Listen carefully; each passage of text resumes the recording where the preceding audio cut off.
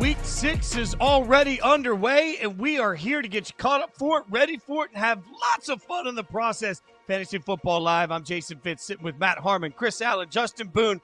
For the next 90 minutes, we'll get you caught up on the actives, the inactives, the action happening in London. Harmon, are we a tea and crumpets guy when we watch football this early in the morning? Like we just sipping on our tea?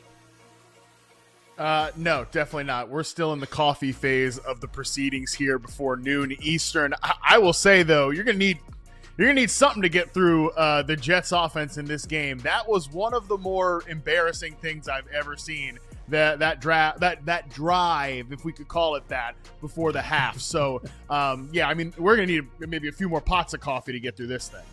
Yeah, Chris, I just feel like the more we watch this game, the more I wonder, like, are they really trying to grow the game, or are they just trying to bury the game somewhere where we don't have to watch the Jets offense?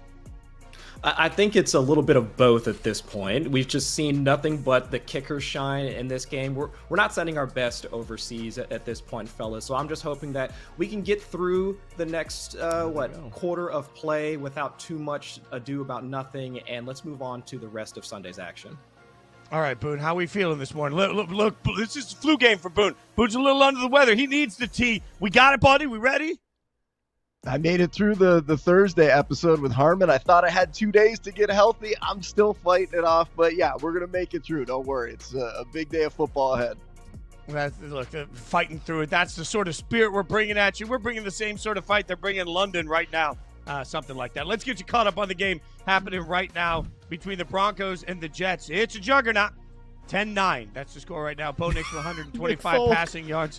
Nick Folk, 3 field goals. All right, so good from 52, 41, and 38. That's where we are, y'all. Like, we're trying to just put lipstick on a pig here. We are trying to make this game so entertaining that we're actually putting Nick Folk up there. So that's the excitement. We got the joy down in our hearts. All right, I said for the next 90 minutes, we're going to be here to get your lineup set. We want to make sure that we can help you deal with some bye-week madness. You can get involved. All you got to do is use the hashtag AskFFL. That's AskFFL. You can use that on Twitter, X, whatever you and the kids are calling it these days. Send your last-minute roster questions. We'll get some in. You can drop a comment in the YouTube chat, too. Keeping an eye on that. 90 minutes from kickoff, so let's take a look at actives, inactives, so everybody can start to calm down just a little bit this morning as you're sipping on your coffee. Kyler Murray, inactive. I think we saw that one coming. Zay Flowers, active. Quentin Johnston, inactive for the Chargers. Alvin Kamara, active. We'll take a look at some of the later games next. When you look at some of the later names, Jamar Chase expected to play. Mac Jones expected to play. Dalton Kincaid and Debo, both questionable. And then, of course, remember, we have a Monday night doubleheader. So taking a look at the Monday night doubleheader action, we've got a couple of the questionables, a couple of game time decisions that will impact you. Dalton Kincaid. Oh, I just told you that Dalton Kincaid and Debo. I already went into Monday night. Look at me, doing all of it at once. All right, so let's get to what to watch in Week 6. Something you've each got your eye on. Boone, you can go up first, my friend. What do you got your eye on for this week? I mean, I probably stole this one from Mr. Chris Allen here, but I want to see, can Joe Flacco actually save the Bengals? And you think about Joe Flacco, an older quarterback, going into a situation behind a bad offensive line. Is he going to be able to stay healthy? We're going to see him end up getting hurt just like Joe Burrow has behind that line. But fantasy-wise, I mean, last year, Flacco finished as a top 18 fantasy quarterback in 5 of his 6 games where he played the majority of the snaps for the Colts. You go back the year before, that crazy magical stretch run he had where basically won him comeback player of the year. He was pretty good. 5 strong starts. He averaged 323 passing yards per game, nearly 3 touchdowns per contest. It's going to be very, very difficult this week. He's trying to make a change on the fly, learn a new playbook. The weapons are a lot better, but this matchup with Green Bay is tough, and he knows it because he played them a few weeks ago, and the results weren't that great in that game. 142 yards and a pick in that one. So not expecting huge things from Flacco this week, but we'd like to see at least something positive in this game. This offense moving in the right direction, and we can get a little more excited and have a little more hope for them the rest of the season. Chris, what do you got your eyes on this week? So at least for me, I got 3 wide receivers coming out of the bye, and let's see if there's any sort of shift. And the first one is coming out of Pittsburgh, so DK Metcalf. And I know folks probably watched him with that rumble down the left sideline in London before the Steelers bye. But my only concern with Metcalf so far is that he's only been averaging around like 20% of the team's targets, hasn't had just He had 5 targets just in that week 4 game where he had over 120 yards. So my hope is that Aaron Rodgers, while he's doing the old park and bark offense, throwing it at about 2.4 seconds per throw, average time to throw, and just 30 dropbacks per game, can we get more volume towards DK Metcalf? And also for the Packers, Boone was just talking about them playing my Bengals. Are we going to see more out of Matthew Golden in this game? I mean, the rookie so far did start to see a bit more of the total routes and a steady trend up in target share coming into their week 5 bye. Is this the game where we see him get off? But of course, is it the Romeo Dobbs show? Is it Dontavian Wicks or Tucker Kraft getting over on the Bengals secondary? Obviously possible, seeing how poorly they have operated over the past month or so of action. So hope to see a bit more from Matthew Golden. And finally, Luther Burden. We'll see him in prime time with Caleb Williams coming out of the bye. Do we see at least more routes for him that aren't as gadgety? Because all his 8 targets so far, 3 have been screens. A couple of them, like one was that flea flicker against the Cowboys. Do they have a more intent on getting him involved in this passing game? So those are the things I'm looking for coming out of the bye. Can we see more of these wide receivers start to get involved in their respective passing games? Chris, we are 6 minutes into the show and you have won the MVP for the entire episode simply for the wacko for Flacco sign behind you. That is well played. Good, sir. I mean, wacko for Flacco is well done. Also, I never thought I'd see an entire fan base excited for 472-year-old Joe Flacco, but that's where we sit for the Bengals right now. So it's tough, man. It's tough. Look, I got no room to talk. All right. Storyline for me this week. Speaking of no room to talk, like these guys are all being professional. I'm running around like Kermit the Frog with my arms flailing in the air trying to say, what the hell do we do with the Chargers right now? I'm not even talking about the real-life football Chargers because the real-life football Chargers take on the Dolphins today. They'll be fine. But the fantasy version of this is just you-know-what-it, all right? There's not even a nice word to use for where we are because of the injuries. Like this season is even though the season has plenty of room left for the Chargers, the amount of injuries they're constantly being asked to figure out is just too much. As we said coming into the show, Quentin Johnson inactive with the hamstring injury. We know that at this point, Amari and Hampton out because of injury. The offensive line has been moved everywhere because of injury. Like, follow me if there's a thread here. I don't know that you can trust absolutely anything from the Chargers. I still think they're going to win a lot of football games. They're a well-coached team. They've got some favorable matchups coming. They can beat the Dolphins with the shell of the roster, which might be a statement about where the Dolphins are. But from a fantasy standpoint, I just don't know where you find production. I don't know where you find consistency. I don't know where you find confidence and execution. So unfortunately for everybody that's sitting there this morning trying to figure out which person from the Chargers left that you can pile onto the heap, I think the answer is none of them. If you got a bunch of Chargers on your bench, if you got a bunch of Chargers you're trying to find, you're just up a creek without a paddle. There's no hope left for the fantasy episode of the Chargers, at least for the next few weeks while they get through injury. Harmon, now that I've been a beacon of light in a dark, dark world, what do you got your eyes on? Yeah, I'll try to give a little silver lining here. I think if you had told fantasy football players that the Jaguars were going to start the season 4-1, everybody would have assumed that Travis Hunter and Brian Thomas Jr. were really popping off.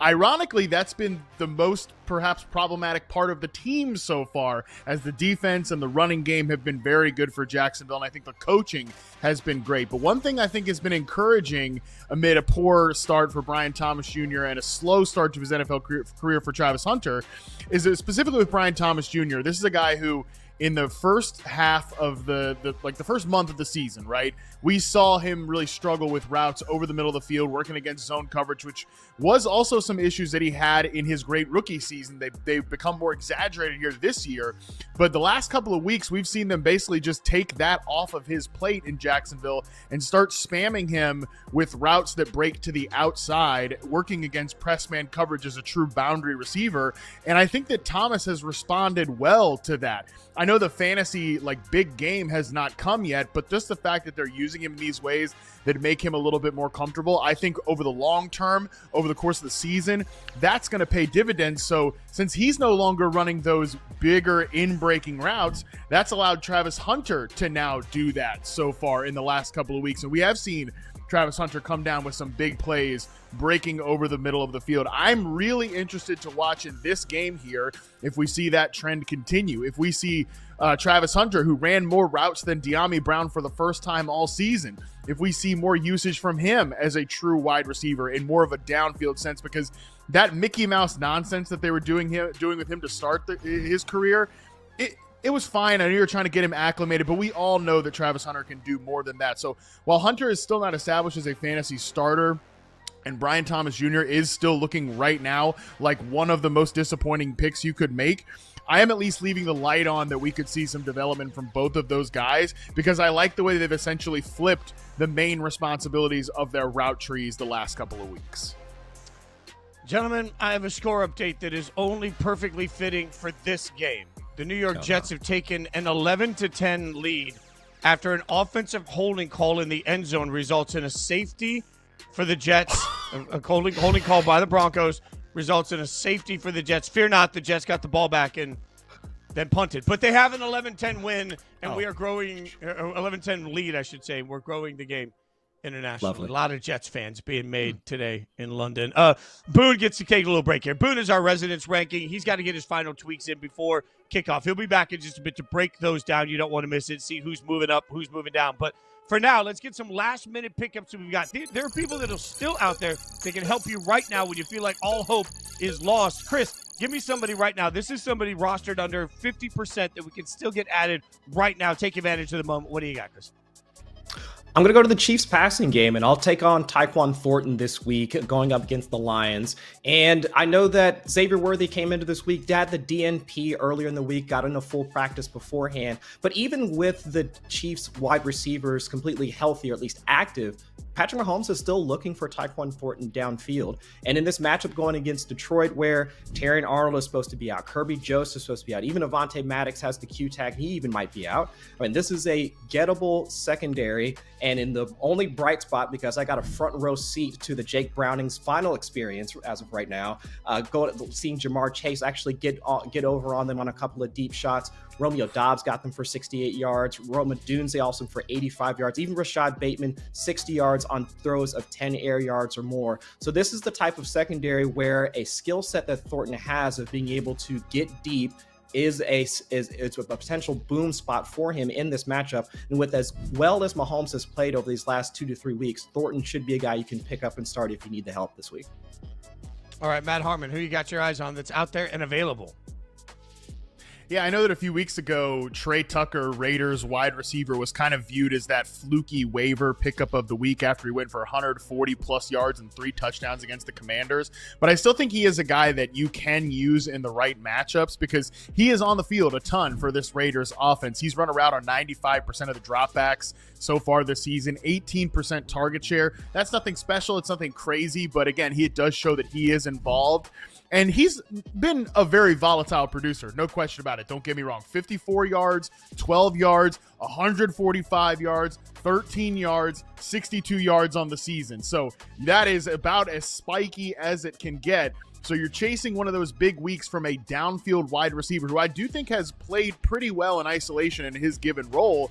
I think this is the right week to maybe chase that spike if you are hurting at your wide receiver 3 spot. You start multiple wide receivers. You're looking for a deep flex play because the Titans, the Raiders' opponent this week, and one of the most, it's a game that's happening this week. Let's just put it. It is a game that is happening in week 6 on the NFL Sunday here. The Titans are a bottom 8 secondary. They are second most in terms of explosive pass plays allowed. So that does lean into Tre Tucker's game in this Raiders offense. Oh, you're speaking at least a little bit of hope for me. Maybe I'll have a better Sunday than I've had of late. All right, gentlemen, let's check the chat. Tiny. I'll take little tiny hope. A win over the Titans still counts. Check the chat. See who's chiming in. You know what, Chris Allen? The first one comes for you. Roger says, "Who dey?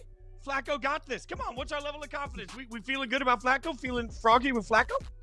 No, we are not feeling froggy with Flacco. Come on, guys. If the Browns were willing to let him go after his performances over the last 2 to 3 weeks, I do not have any hope. And that's on top of the fact that the Bengals offensive line has been one of the poorest in the league so far. Now, I do have some hope for Chase Brown for how often Flacco was targeting the running back position while he was still there. We saw Dylan Sampson, Jerome Ford, and of course, Quinshon Judkins getting some targets out of the backfield. So hope for Chase Brown, yes. Flacco and the rest of the Bengals going up against the Packers coming off a bye? No. You know what? Our parents all had weird isms growing up. My mom used to always say if a frog had a glass ass, it would only jump once. I don't know where that came from, but it was an expression. Flacco might be froggy, but the problem is he's only going to jump once behind that offensive line. David Berth with the next question. Ask FFL PPR flex. Torn between Swift and McConkey. Interesting spelling on McConkey. But, all right, Harmon, give me this between Swift and McConkey. Yeah, I'm not touching that one. I will say, though, Lad McConkey is a good play here this week. No Quentin Johnson. He's inactive, as we mentioned. That's going to open up opportunities. They're going to have to throw the football in L.A. I realize that offensive line, putting Herbert behind that in a pass-first situation, that's a little bit dangerous. But given the state of their running back room with Amari and Hampton now on IR, they don't have a qualified run game back there. So I do expect a lot of quick passing. Keenan Allen, Lad McConkey, get the ball out for a PPR format. I like Lad in that situation. All right, Chris, the next one comes from Brad. Brad is asking, Henderson or Shaheed PPR? What do you think? Ooh, you're projecting more touches for TreVeyon Henderson in this matchup. I'll lean in his direction just because Antonio Gibson is now on IR, and they do get to face the Saints, which are allowing around the 8th most PPR points per game to running backs. So while it is a little bit of a bet on the come type situation, because we're hoping to see more of Henderson out of that backfield sharing time with Ramondre Stevenson, but I will say Henderson does have the better matchup and a projected better role moving forward. All right, Harmon, Deuce Aces asks, would you guys start JCM over Derrick Henry, have Judkins in lineup, and Barkley already played? What do you think? Yeah, man, what a time to be alive. But I think the answer is yes. I have these guys very closely ranked. I think I actually have them back-to-back in my running back rankings, but at this point right now, I have Ja'Cory Krosky-Merritt just one spot ahead of Derrick Henry as my running back 15. It's a better matchup. It's a better offense right now than what the Ravens are likely going to get on the field the week before their bye against a Rams team that can absolutely get after it. Rams pass rusher Jared Verse said he was so, I'm paraphrasing to be kid friendly here. He was very upset that Lamar Jackson's not playing in this matchup, so I think he's going to take his anger out on old Cooper Rush there. Yeah, I think the Ravens is not the right game script for Derrick Henry. I would go JCM there. All right, we got a lot to get to over the course of this entire show. Remember, we're here all the way up to 1 p.m. kickoffs. Coming up next, Kendrick, has he found a newborn identity? With Mac Jones and the 49ers, can he roll into Tampa, deliver another big fantasy performance? Will it be the Bourne supremacy? Oh, it's just never going to stop here. We'll do it next.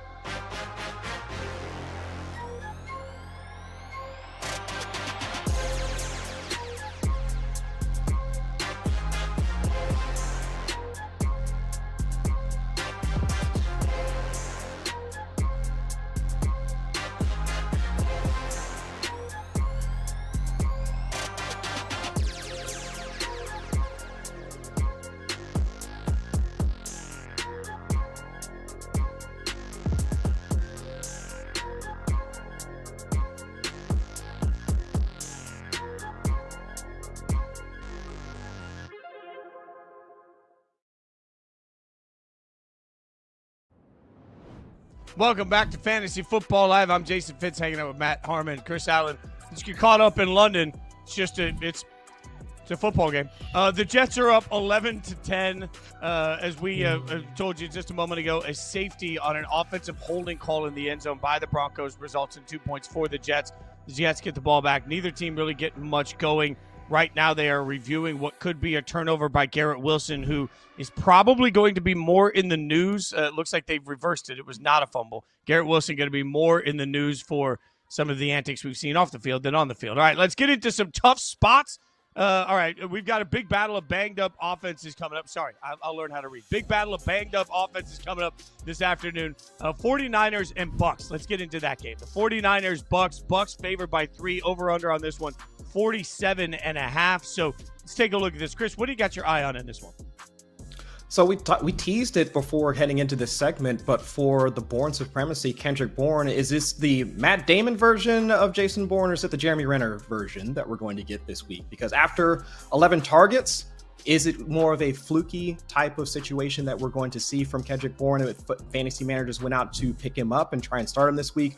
Or is it going to be something of a dud heading into week 6? I'm more on I think this is something real, because we've talked about how backup quarterbacks have found rhythm with wide receivers that they've either worked with on the practice squad or third string wide receivers. But these guys actually played together on a different team when they're out in New England. So I'm looking at this as a situation where the target share and also the fact that he does work on the interior a little bit, just under 20% slot rate back in week 5. And also going up against the Bucs defense, they're 5th in points per game allowed to quarterbacks, 21st to running backs. So this is something of a pass funnel. And even with Juwan Jennings back for this contest, Kendrick Bourne should be the one to benefit from this efficient offense operated by Kyle Shanahan. So I'm with Kendrick Bourne here. Yeah, I love just what Kyle Shanahan seems to do for everybody he touches. I'll take a look at another spot in this, and I'll give Harmon credit. When we sat down together and did the NFL draft show for Yahoo Sports this year, on night 1 of the draft, we were all a little confused about Emeka Egbuka becoming a wide receiver for the Tampa Bay Buccaneers. It felt almost redundant for the way the receivers were built. And by day 2 coming in, Harmon said, nope, I've had some time to think about it, and I absolutely love it. He was right, because what have we seen? The emergence of Emeka Egbuka, who clearly right now is the offensive rookie of the year, is absolutely incredible. And part of this is I don't know how we slow down this version of Baker. Look, there's a fine line between being good and being lucky, and I'm not sure where the Tampa Bay Buccaneers are on that fine line when you look at the way they continually win games. But the fact is, early on, this connection between Baker and Emeka Egbuka, it's not always a perfect throw. It's just Emeka knows how to make a perfect catch. And you combine the two, who've gotten on the same page so wildly quickly. I just think that this is part of the Buccaneers, and we need to step back and say, okay, no matter what we thought, no matter where we think they are, and no matter how much the injuries have sort of riddled this offense, it doesn't matter when you have Baker and when you have Emeka Egbuka. This Buccaneers offense can score on anybody. I'm curious to see if they can basically single-handedly run this offense through San Francisco, which they should be able to. I'm a believer. I'm all in at this point on this combo working. Matt, what do you got for me? Yeah, first of all, I just want to note that last night went to a friend's birthday gathering, and my wife gave a wonderful toast to our friend, and then everyone looks at me. I just go, hey, same goes for me, double. I just want to say that to everything that Fitz just said. Same goes for me, double, buddy. I 100% agree with everything Fitz just put out there. I also loved to see Rachaad White's role last week. He is clearly the answer to the Bucs backfield when Bucky Irving is not in there. There was some discussion about, hey, is Sean Tucker going to get in the mix here? Is he going to be involved as more of a base down runner? Not really. Rachaad White, who has had a really good season so far, he's gone from one of these kind of inefficient rushers to actually being one of the most efficient rushers on a per-touch basis in the first month of the season. In week 5 with no Bucky Irving, 81% of the snaps, 82.4% of the running back rush attempts, and that was in a much more difficult matchup. The Seahawks give up 3.3 yards per carry, 4.1 for the San Francisco 49ers, so a little bit of a boost there in terms of the run defense matchup.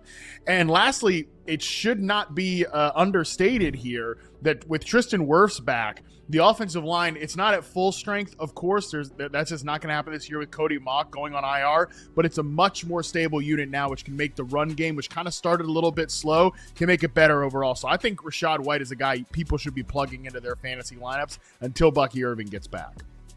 All right, gentlemen, let's take a look at some tough spots. We're going to get a YouTube question in first on this tough spot. These are just tough roster decisions we're trying to make or make sense of And we get one from the YouTube chat that says, in a tough spot, and I think it might be Kuichi. I'm sorry if I'm mispronouncing that. In a tough spot, start Carter, Knight, or Spears PPR. Chris, what do you think? Start Carter, Knight, or Spears PPR?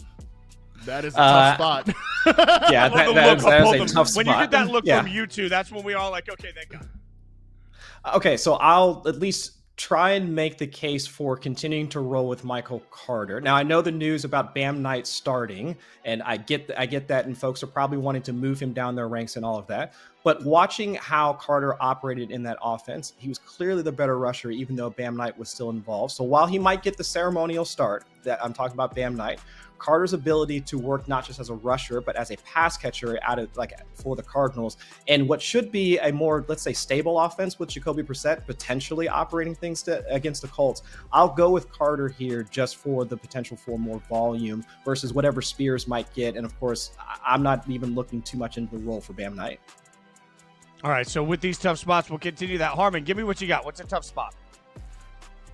I'm trying to figure out, guys, is Calvin Ridley back after yet another painful, slow start to the season here for the Tennessee Titans? Like, let's remember, this is a guy that on the podcast last year, the Yahoo Fantasy Forecast, we put in the coping corner early on because it just, hey, it's not going to happen with this offense, this quarterback situation.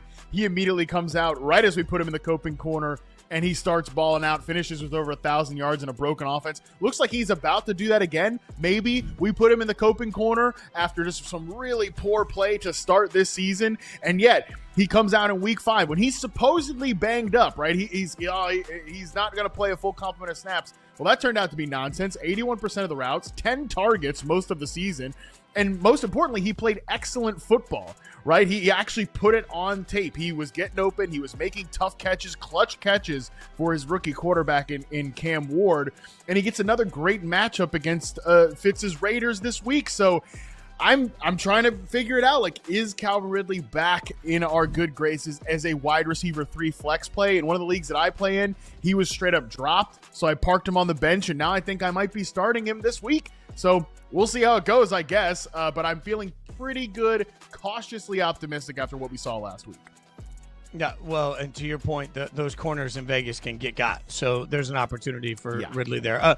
I'll continue that conversation when you look at tough spots and just sort of ask the world, what the hell are we supposed to do with Jacoby Myers at this point? If you look at a couple of, I think, disturbing trends, Brock Bowers has gotten hurt. We all know that. Everybody had him high in the fantasy leagues, and according to some reports, might be targeting week 9 to get back. Well, the question is, what does it all mean for Jacoby Myers? I think Jacoby coming into this year, in the minds of some, had a real opportunity to be the number 1 wide receiver and put up some big numbers. But look at what you see in front of him. In fact, if you just look at straight up targets, week 1, 10, week 12, week 2, I should say, 12. After that, 4, 7, and 6, and you've got a confluence of problems that are happening here. No Brock Bowers in the offense means that Jacoby's running shorter routes, right? The offensive line not playing well, not being able to double up on tight ends means they're trying to get the ball out of Geno's hands quickly, and Geno's also throwing a lot of picks. The passing game is broken in Vegas. I'm just trying to figure out what to do with Jacoby Myers, who I thought coming into this season had a real shot to be at least a solid play, to get a lot of targets and a lot of opportunities with an accurate quarterback. And it turns out that's all fallen apart quickly, and it looks like Jacoby is somebody that, as of right now, there's no reason to trust that the offense or Jacoby Myers can get going, at least until Brock Bowers gets back on the field. Now, let's get another one in here from you, Chris. What do you got for us as a tough spot? So for me, and we talked about it just a bit ago, I think one of the YouTube questions asking about TreVeyon Henderson, and he's one of the guys that I want to start, and that could be a bit of a bias because most folks like me drafted him in the early rounds, but now with that Antonio Gibson in the lineup, is this the time to start him? So on the bright side, I mean, Antonio Gibson, he was averaging around 5 carries and maybe a target per game, playing the second most goal line snaps and also mixing in for short yardage work. So the condensing of the RB touches in New England should be a boost for TreVeyon Henderson. But on the downside, even through 4 weeks before Gibson went down, he hasn't been the best runner out there, at least not from what we expected him coming out of college. Of the 43 running backs with 25 or more carries, Henderson ranks 37th in forced missed tackle rate, 36th in adjusted yards after contact, and 32nd in rushing success rate. I mean, he's not even the more efficient receiver between him and Ramondre Stevenson on a yards per route run standpoint. So The hope is just the added volume will allow him to at least become a better fantasy asset. And especially for this week facing the Saints, like I mentioned earlier, it should be the better matchup to actually get him into the end zone potentially, or at least have a better box score. But overall, it's a tough spot to try and figure out what to do with TreVeyon Henderson moving forward. All right, Matt, Chris, you guys get to go to the bench, get a little bit of Gatorade for that deep down body thirst. And in the meantime, we'll bring Boone back in. No free ads, actually. Never mind that, Gatorade. Now we'll get Boone back in. Breaking ranks. Justin Boone, you do all of our rankings for us. So let's take a look at some players that you have flying up or down the rankings based on the latest breaking news. What do you got for us? All right, the first one here, Ladd McConkey on the Chargers, moving him up to wide receiver 14. So many injuries on that Chargers offense. The latest one now, Quentin Johnston out this week. That puts McConkey back into a role that's a little closer to that clear wide receiver 1 job that he had last year. It's going to be him, Keenan Allen. They're going to lead the way. And it's a lot better to have a share of a 2-receiver group than a 3-receiver group. Quentin Johnston was a huge part of that passing attack this year. So with him out, we're going to see McConkey get a lot of work. It puts him back up into that wide receiver 2 range pretty firmly. Keenan Allen just a few spots behind him. They're both really solid plays. We don't know what to expect from that Chargers backfield without Hampton, and this is a matchup against the Dolphins defense where they should be able to move the ball here. So good game coming from McConkey. I'm sure that's going to make Matt Harmon pretty happy as well, because it's a one step closer to him maybe not having to eat that pen at the end of the season for anybody who's been watching the fantasy forecast this year. Zay Flowers, we're moving him down to wide receiver 30, and he was questionable with the shoulder injury all week. We got word overnight that he is going to play, but according to Ian Rappaport, he's going to be on a snap count here. So now we have no Lamar Jackson. We got a bunch of other injuries on that offense. We have Flowers on a snap count. That makes him a very risky wide receiver 3. You can still play him depending on your options, but I would not expect a ceiling game from him in this one. And then the last guy, I know you guys talked about him a second ago a little bit. Chris brought him up. Bam Knight. I've moved him up to RB32 right now. This was the surprise this morning. Adam Schefter reporting that he's the one that's going to get the start today, not Michael Carter. Carter wasn't very effective last week. He got a bunch of touches. He came through with a touchdown. It was a decent play in what was a very good matchup.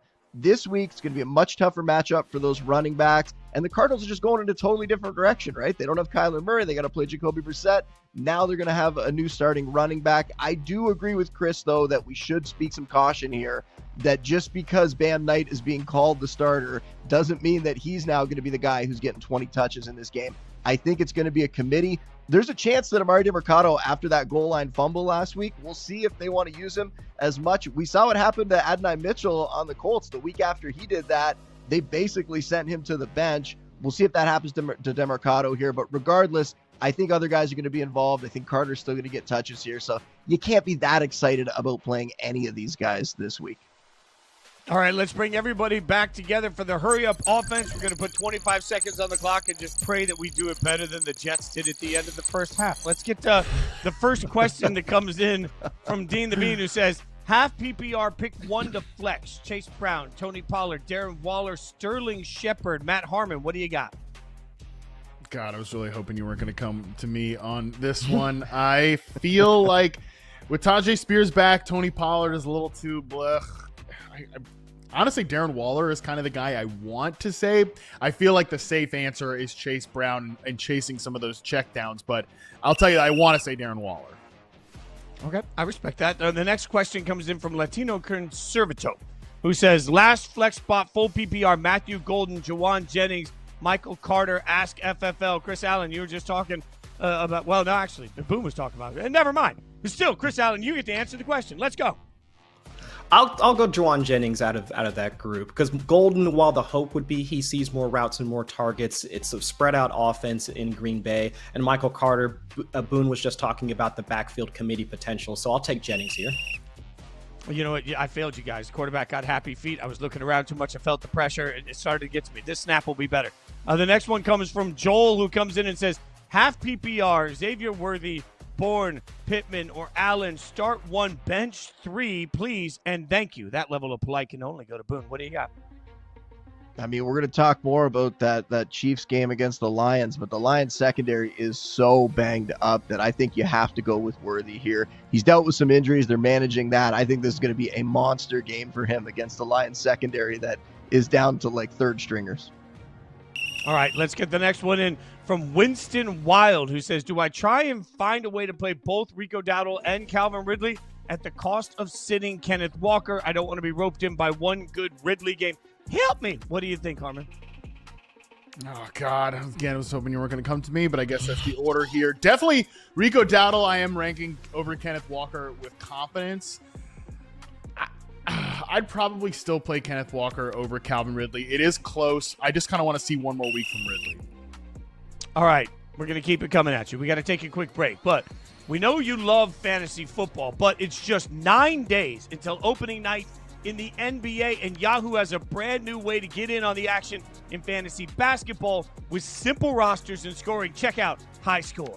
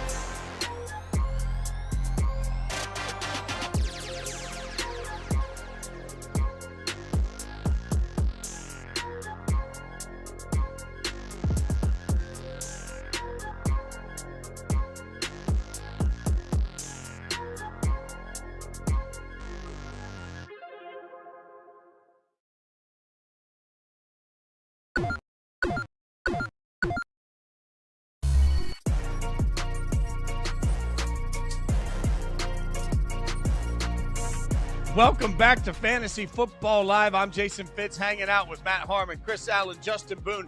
We are here every single Sunday from 11:30 a.m. Eastern all the way to the first kickoff at 1 p.m. to answer your questions, get you caught up on all the action you need to know. Plus, our own Scott Pianowski just settled in on Twitter X with a warm cup of hot cocoa with some little marshmallows on it, and he's ready to answer your last-minute questions. Just use the hashtag AskFFL. I can neither confirm nor deny his marshmallow choices. I do want to make sure that you guys get caught up on the action, and I use the word action loosely in London. The score you see there in front of you, 11-10, is not a misprint. Nick Folk is who we are featuring from the Jets because he has 3 field goals in this game, and also because, since you asked, so far in this game, with 10 minutes to go, the New York Football Jets have had 95 yards of total offense as a team. Justin Fields has 38 yards passing. Not to be outdone, by the way, the Broncos' leading rusher is Bo Nix with 26 yards. Like, this game is just this is just a boiling garbage. This is like boiled peanuts that have just been sitting out too long. It's soggy. Nobody wants to watch it, but it's what London gets. So it's what London will be thankful for. And yet again, I'll remind everybody, standalone windows in the NFL can be tough when the teams suck. Oh, let's lock in some matchup-proof windows. Who are we looking at in Week 5 that no matter who they're playing, you are so confident in, you will lock it in? Matt Harmon, what do you got for us? Yeah, I'll go with Drake London, Falcons wide receiver, number 1, coming off a bye. And before that game, before the non-game on the bye, we saw him go against the Commanders secondary, where we finally kind of saw, or at least for me, what I was hoping to see all season from Drake London, which was a lot of usage out of the slot, a lot of usage over the middle of the field, or at least more usage than we saw in the first 3 games of the season. Like, that's just kind of how it goes sometimes. These teams start a little bit slow, especially these teams like Atlanta, who basically just wave the preseason. So I'm feeling better about Drake London's just fantasy outlook overall. But in this matchup against the Bills secondary and defense that is top 10 in terms of schedule adjusted fantasy points allowed to quarterbacks and top 14 to wide receivers, according to our friends at 4for4, I think this is still a matchup where Penix and Drake London can find each other in this one. The Bills are a very zone coverage heavy defense, and we actually have some pretty extreme man versus zone splits going on with the Falcons passing game. Right now, Michael Penix, 3.8 adjusted yards per attempt against man coverage on the season. That ranks 26 out of 30 quarterbacks with at least 100 pass attempts. Meanwhile, 7.4 against zone, which is 15 out of 30 quarterbacks. So I think this looks like a spot where the Falcons passing game, which has been very hit or miss, can get going. So I'm comfortable starting Drake London and feeling better about him over the course of the season, much more than I was the first 3 weeks. All right, let's get locked in with Chris. Who do you got for us that you're locking in no matter what? I'm looking to the Patriots passing game, and Stefon Diggs, the wide receiver one that we really hope to see, is flourishing over the last couple of weeks. I mean, over 40% target share in the past couple of weeks. I mean, 12 targets in that revenge game against the Bills. And so looking at his matchup coming into this week going up against the Saints, I mean, while the Saints have been something of a stout secondary, at least from a passing yards per game allowed standpoint, I mean, looking at the wide receivers that they've gone up against, these kind of fit into that archetype of receiver that we know Diggs to be. I mean, Jackson Smith and Jigma got them for 6-96 and a touchdown. Khalil Shakir, 5-69 and a touchdown. Even Jawan Jennings, like when the 49ers played him, and got him on a beautiful 42-yard deep post for a touchdown. I mean, Diggs so far, 42% of his targets have been on play action, and we've seen the level of rapport that both him and Drake may have. So looking at this matchup, while the only caveat I have to some of this is his route rate so far, just 64% of the routes in that tense game against the Bills. But still, going up against the Saints secondary, there are 3.5-point road favorites. I'm taking Diggs as my lock-in guy for week 6. All right, what about you, Boone? Saving the best for last. Who you got for us? Jaylen Waddle going against the Chargers. You know, in that first game without Tyreek Hill, saw 9 targets, caught 6 of them for 110 yards and a touchdown. And this week, matchup is definitely harder against the Chargers. They're giving up the 5th fewest fantasy points to receivers this year. But that's a little bit deceiving because some of the number 1 wideouts they've gone against, they've gotten there. You look at Hollywood Brown, who I know doesn't seem like the number 1 wideout, but remember what happened in week 1 with the injuries. He ended up being that guy, got a ton of targets, ended up with 10 for 99. Cortland Sutton, 6 for 118 and a touchdown against them. Deebo Samuel, 8 for 96 and a touchdown. So Waddle has basically become that matchup-proof volume play. We know he has the talent. Now he's able to come through because he is the number 1 receiver for the Dolphins, and we're not seeing, whether it's Washington, whether it's Nick Westbrook-Akina, no one else has stepped up, so he's got to be that guy. He's going to have the volume. He'll come through for fantasy this week as a strong wide receiver too. All right, let's hold your feet to the fire. Justin Eller asks us, need to sit 1 wide receiver in PPR, unfortunately. Waddle, who you just mentioned, Diggs, Chase, Adunze. Who you sitting? Oh, that is a tough one. Yeah, I think it's got to be Diggs. I like all those guys. I think they'll all be fine this week, but it's very close between Waddle and Diggs, and I would actually sit Diggs for even as good as he's been recently. All right, Boone, Matt, we might be getting a touchdown in London. I need to focus on that. You guys take it over. All right, Harmon, little fantasy face-off for you here. One of the top pickups this week, Hassan Haskins on the Chargers. You and I have talked about how this could kind of go any way in that backfield, right? Kamani Vidal's involved. They have Naheem Hines there who could be involved as a pass catcher. I don't even know if the team feels that good about any of these guys because we're hearing all these reports that they're potentially looking to trade for somebody or get someone else on that roster. And on top of that, Omarion Hampton, the update with him is that he's going to be out even more than the 4 weeks for him being on IR. So let's talk about Hassan Haskins versus a couple guys who are in a similar range in the rankings this week. The first one here, TreVeyon Henderson. We keep waiting for the TreVeyon game to happen. Could it be this week? Who do you like, Hassan Haskins or TreVeyon Henderson? Yeah, I don't know about you, Boone, but I feel like I need to see it before I believe it with TreVeyon Henderson. I know that people are excited because Antonio Gibson, unfortunately, is on IR. He's going to miss the rest of the season, which should consolidate the backfield. At the same time, I don't love right after that game that Mike Vrabel, one of the first comments he talks about Henderson is, yeah, I'd really like to get him going more on kickoffs. So I just think that Henderson needs to earn that role before we see it. Not that I'm all that confident in Haskins, but I just feel as if he is going to touch the ball more than TreVeyon Henderson in this game for the Chargers. So I would probably, unless it's maybe a full PPR format, which even that might be galaxy braining, I think I'd probably go with Haskins over Henderson. I think if we see Henderson come through, it's going to be with big plays. So, and I just don't know that Haskins is going to be that big play guy. I think we're going to see something from him similar to what we saw from Michael Carter last week, which was like a bunch of volume, not very efficient. It's a good matchup. Other guys will be involved, and you just got to hope he finds the end zone.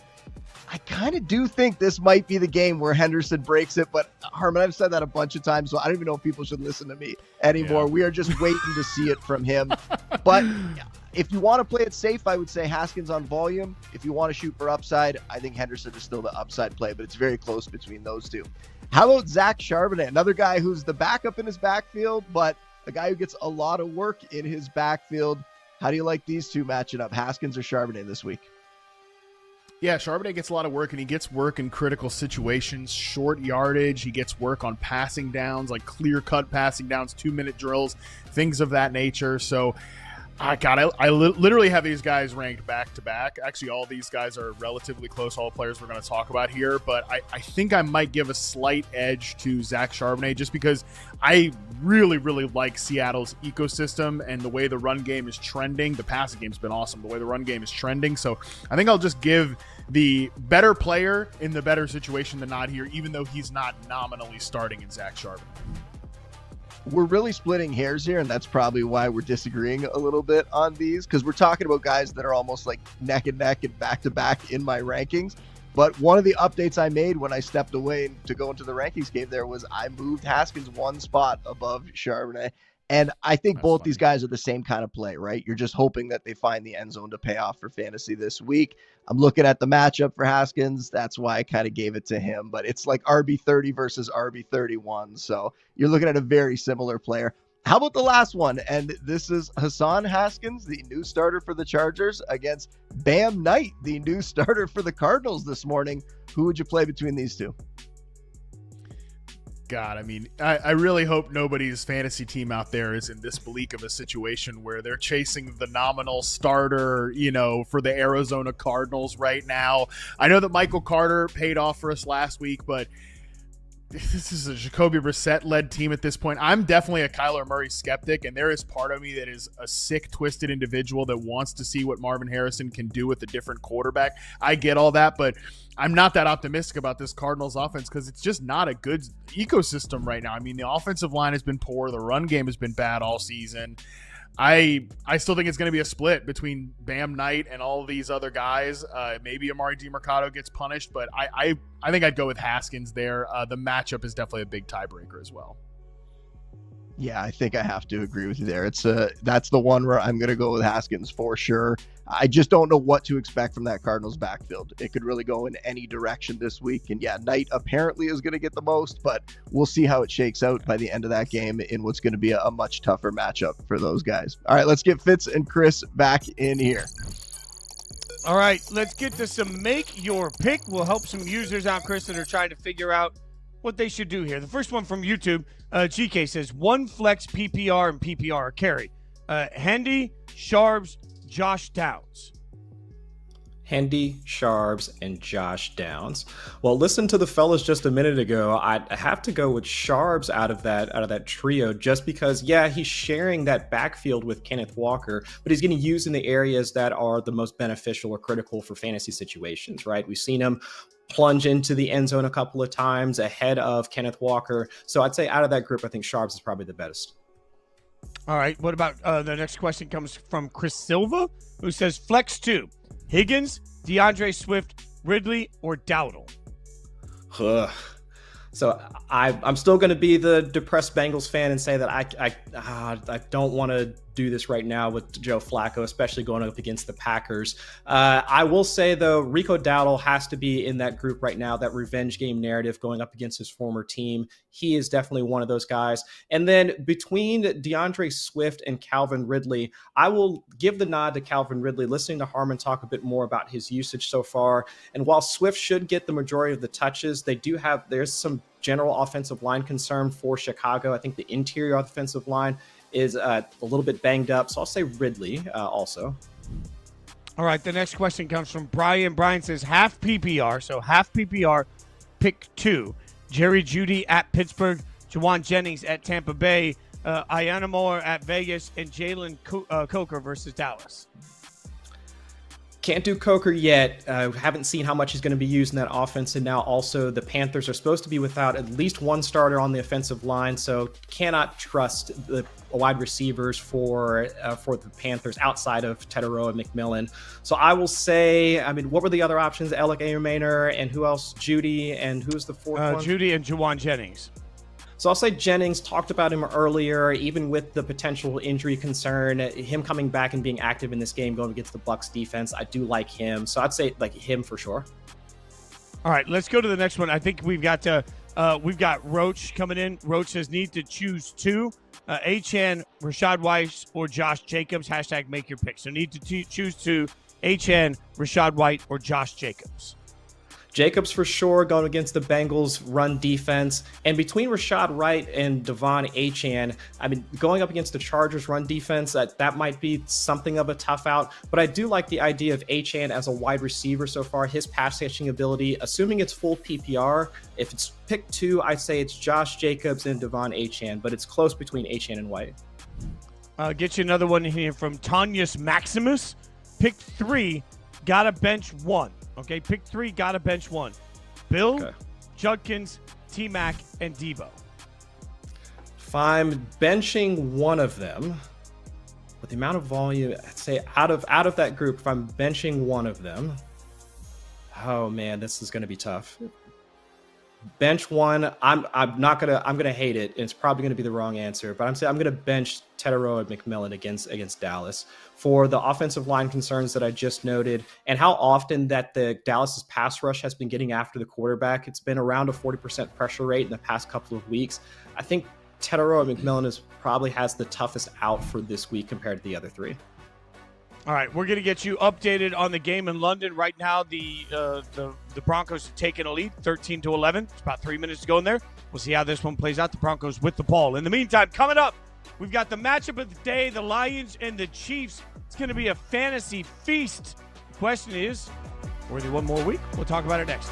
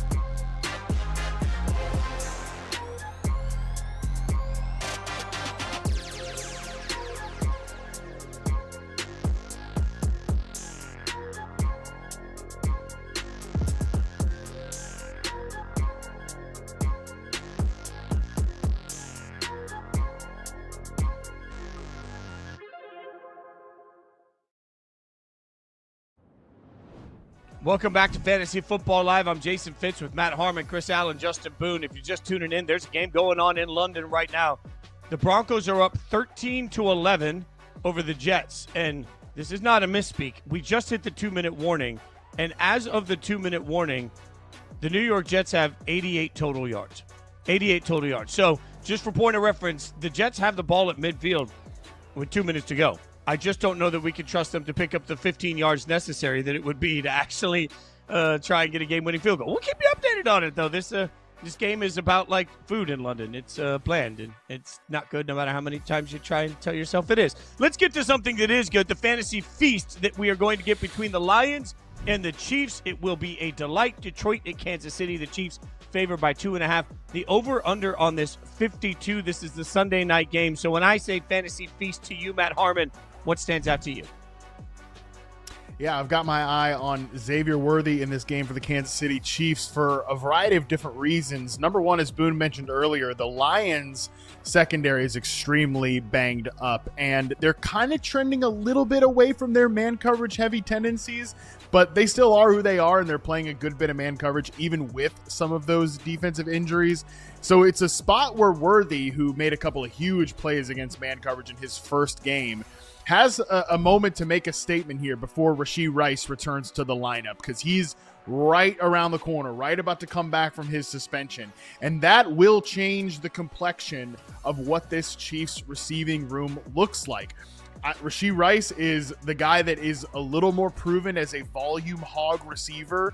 Xavier Worthy has one opportunity here to, kind of change things and change the direction of how this is going to go when Rashee Rice is out there, because right now I would expect like Rashee Rice gets back here and he gets 8 to 10 targets a game in that very layup centric kind of slot receiver underneath role where he just pummels zone coverage. But if Worthy can put a complete game together while still playing through injuries, I think that might maybe make the split a little bit closer rest of season. So Worthy's got a big opportunity here in what looks like it could be a big game for him given the injuries with Detroit's secondary. All I think about now is Volume Hogs would be a great band name. There you go. Matt Harmon naming rock and roll bands out here. Boone, what do you got for us? Is one of the matchup that you're looking for in this fantasy feast? I mean, it's building off of what Harmon just said, that it's the passing game for the Chiefs is going to go wild in this one. And for me, I'm looking more at Patrick Mahomes, who's a guy who I've talked about a bunch this year. He is right back in the elite conversation with the top guys. It's not that he's close to where Josh Allen and Lamar Jackson are. He's like right with them in terms of scoring, and it shouldn't be that surprising because he's a guy that used to do that a few years ago. He had a couple down years where he dropped down to being a low-end QB1 for fantasy.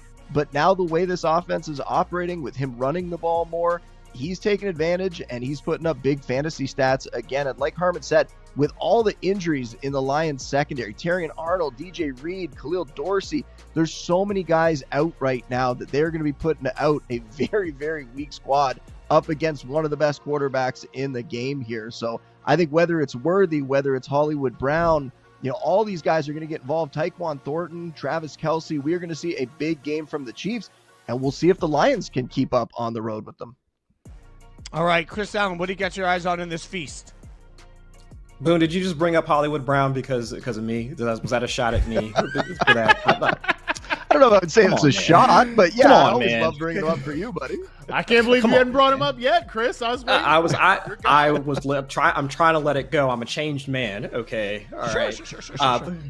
Sure, I know. But no, in this one, I'm thinking from a fantasy feast standpoint, is it going to be Jameson Williams feasting on prayer yards coming into this game? Because as of right now, my concern is how do we get to see more of Jameson Williams? And I caveat all of this by saying that this was a guy that we were drafting around it was in the 5th, 6th round. It was Zay Flowers, it was George Pickens, it was Jameson Williams, all being discussed in that same range of wide receivers. But for Zay Flowers, we've seen a development in his role with the Ravens, at least at the start of the year before everything went kablooey with Lamar Jackson and all of that. We've seen a role development with George Pickens with CeeDee Lamb out. We haven't seen that for Jameson Williams. His average depth of target in the last 4 weeks has been 33.3 air yards, 18 air yards, and 25.1. I've given him the fancy MVS moniker just because of the way he's been used out there, and we still haven't seen Jared Goff really click with him down the field. Jared Goff is passing downfield at the 4th lowest rate among starting quarterbacks, And even when they get into the red zone, just 2 red zone targets for Jameson Williams so far. Isaac Tesla has been the one that's come down with with a couple of those touchdowns. So without seeing him being used as much in this offense like we expected him to, given his average draft cost like back in August and over the summer, it's what can we really expect against this Chiefs defense that has been somewhat stout against deep ball receivers. So feasting on fantasy prayer yards, or we don't get really fantasy points for any of that, but feasting on prayer yards, that's what I'm seeing for Jameson Williams, because without it, we can't really trust him as a wide receiver in our starting rosters as of right now. All right, gentlemen, as the London game starts to try to come to a close, let's get into some primetime picks. You know what we do. We take 3 games every week, and then we go through a snake trap using the flex players across the board. And we got another big win for Justin Boone. Like, Justin Boone, absolutely. Look at the final result, 49.6 to Chris Allen's 46.8. One of the closest games I can remember. Absolutely epic, close final. Boone gets the win, though. So Boone's up 3 games. Chris and I both have 1. Harmon, while second in the total points, remains on the schneid. So let's see how that changes. Our games this week: Detroit, Kansas City, Buffalo and Atlanta, Chicago and Washington. Matt Harmon, you have the first pick. What do you got for us? Yeah, not only am I frustrated by the way this contest is going, I'm really trying to lock in on how the Jets can screw this game up here. So I'm going to keep this short and simple. Going to take Bijan Robinson because he's awesome, and I think he can run all over the Bills. Yeah, well, there's no shock there. Chris, there was basically only 3 players at the top of the board. Chris, who are you taking next? We got to go Jahmyr Gibbs here, like locking up that RB1 role in Detroit. And now the Chiefs' defense is somewhat tough against running backs, but got to go Gibbs here. Yeah, I'm not going to overcomplicate things. I'm just going to take James Cook. There we go. Now we've just gone back, all the way to Boone. Boone, what do you got for us? Boone's been picking last in every single week to the point that it's just part of his life at this point. And you guys have been making it too easy on me. You've done it again here. I'm going to take Amon-Ra St. Brown here with my first pick.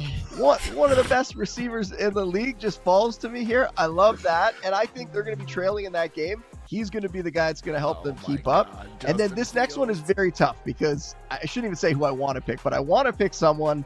I'm going to go a little bit strategy here.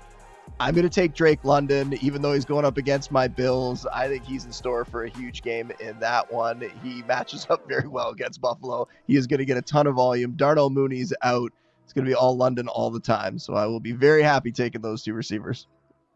Speaking of all London, it looks like it's all going to come to a close in London. Justin Fields sacked yet again on 4th down when he couldn't take a sack. They got the ball to start almost to midfield and couldn't even get in field goal range. That offense, abject disaster. I'm back on the clock. Go, Harmon. Did you have something, or were you just working? Yeah. Not nine sacks 9 times. 9 sacks for the Broncos defense. 9 completions for Justin Fields. So that's the tagline for how this game went. Wow. Yeah.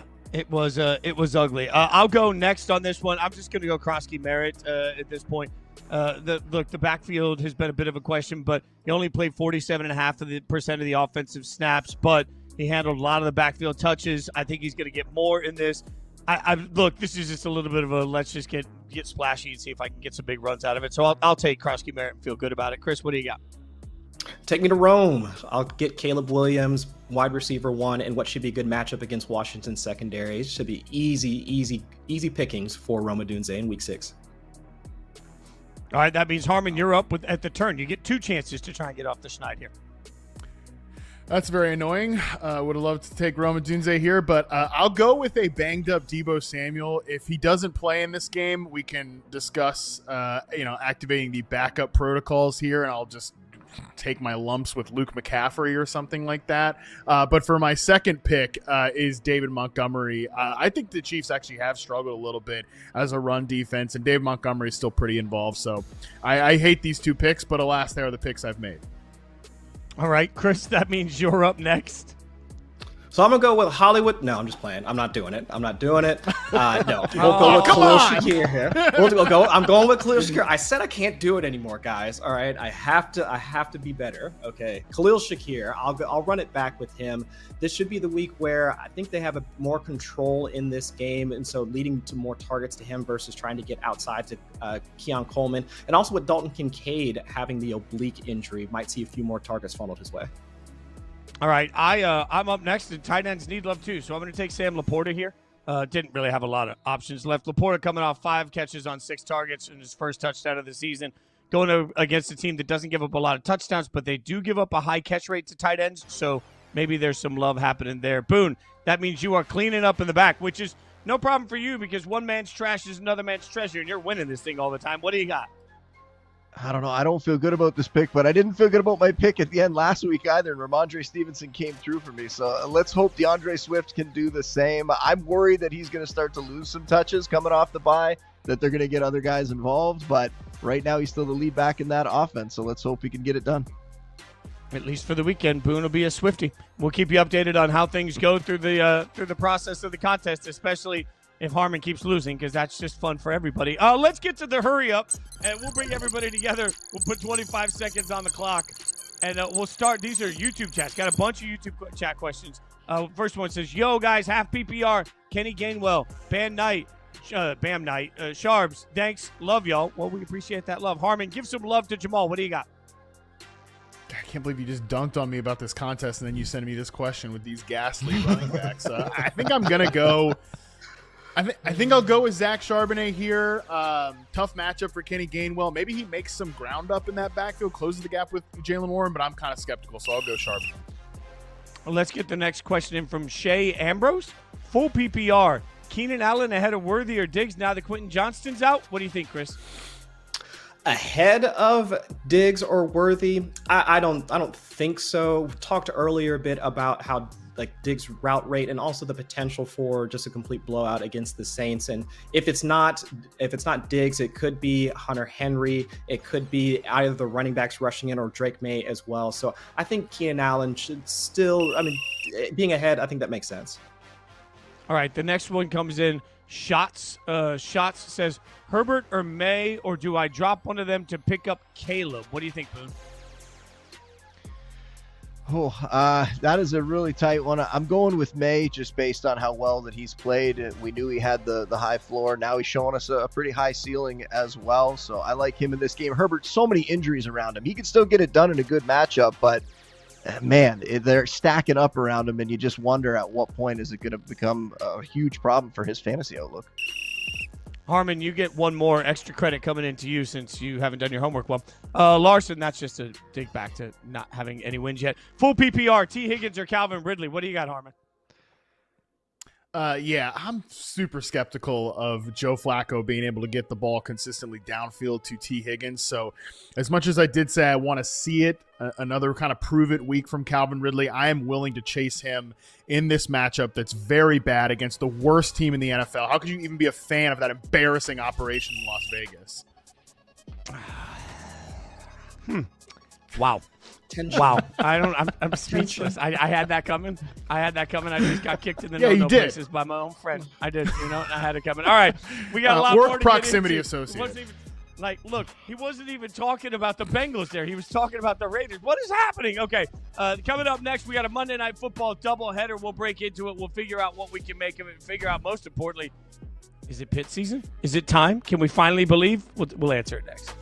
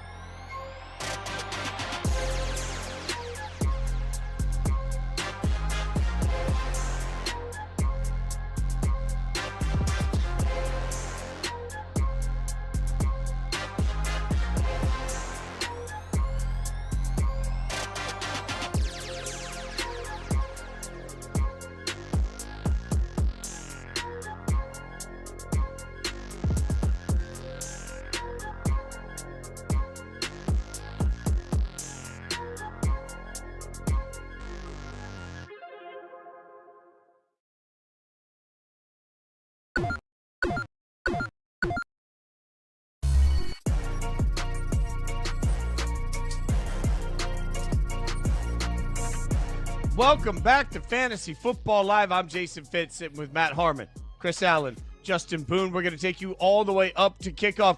Let's get you caught up on the action in London. It was bad. London game gets the Broncos winning 13-11. I would love to tell you all about the glorious highlights of this game, but guys, there just weren't any. I'm just going to be honest with you for a second. Is the final numbers are as dreadful as you think when you look in your fantasy app. If you were stuck with either of these teams in any way other than defense, Justin Fields had 45 yards passing. That's not a misspeak. The Jets end up with 82 total yards in this game, a season low for any team in the NFL. Absolutely dreadful offensive performance by everybody. But hey, if you were playing these defenses, maybe you're somewhat happy there. I'm just trying to put lipstick on a pig. Let's get to the Monday Night Football doubleheader action that we've got. The first game, Bills at Falcons. The Bills on this one favored by 4. The over-under 50 on this one. So, Boone, you know the Bills better than anybody. What you got your eyes on in this one?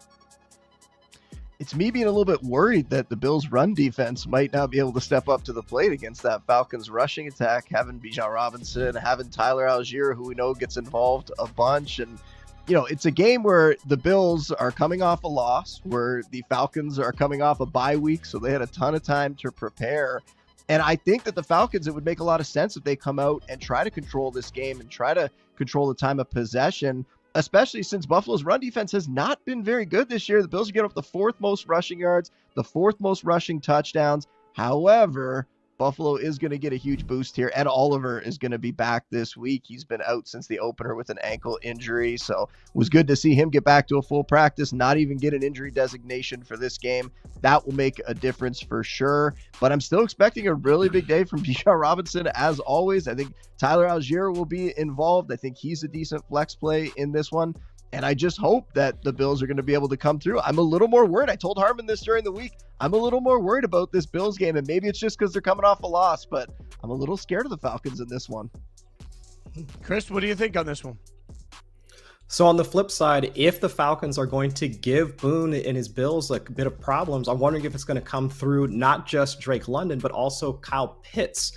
Coming out of the bye, or going into the bye rather, we've seen Pitts heavily involved in the Falcons passing game, over 5 targets, averaging over 5 targets per game so far throughout this season. And it's not just the volume, but it's also how he's being used on the field. I mean, let's go back to 2021 when he was drafted, and it was this athletic freak, 6'6", running about a 4.5 40, and the Falcons really using him as a wide receiver like in those first few years. I mean, his average depth of target was 12, 13 yards, and putting him in a situation where he wasn't able to work after the catch. This year, his average depth of target is less than half of what it was just a couple of years ago, down from 12 yards to about 5.6. And so being used closer to the offensive formation gives him some of those layups. And similar to what Harmon was talking earlier about Drake London being used on those outbreaker routes that has been more successful. I mean, over 13 of Pitts' 24 targets have also been on outbreaking routes as well. So seeing him used in this way gives me a bit more hope that it's not just the volume, but also his uses that should make him a potential tight end 1, or at least fringe top tight end throughout the rest of the season. All right, let's take a look at the other Monday night matchup. Harmon, we'll look at this one. Bears at Commanders. The Commanders, a 4.5-point favorite. The over-under on this one, 50. This is one of those a little bit later, 8:15 p.m. kickoffs at Washington. And, it's interesting to me because I'm trying to figure out what to make of this Bears team. But let's remember that the Bears team, while they've won a couple of games, Harmon, are coming off a couple of games where that defense was allowed to be run on. I mean, if you look back at the Cowboys a couple of weeks ago, the Cowboys averaged, I think, about 6 yards a carry. Ashton Genty had his first get-right game against this Bears defensive front. Washington should be able to run this game. And it's important that they establish that run because they're about to get into a stretch of games that are going to be pretty difficult for Washington. So I think there's going to be opportunities for them to be able to actually pound the rock against this Bears defensive front. What do you got your eye on in this? Yeah, I'll flip this thing to the Bears side here. Coming off their bye, which I think is a critical variable of this, we know one thing for sure in the Bears skill position players. We know that Rome Odunze is the wide receiver 1. He's the guy. That's not changing. Awesome fantasy pick this year, which everybody knows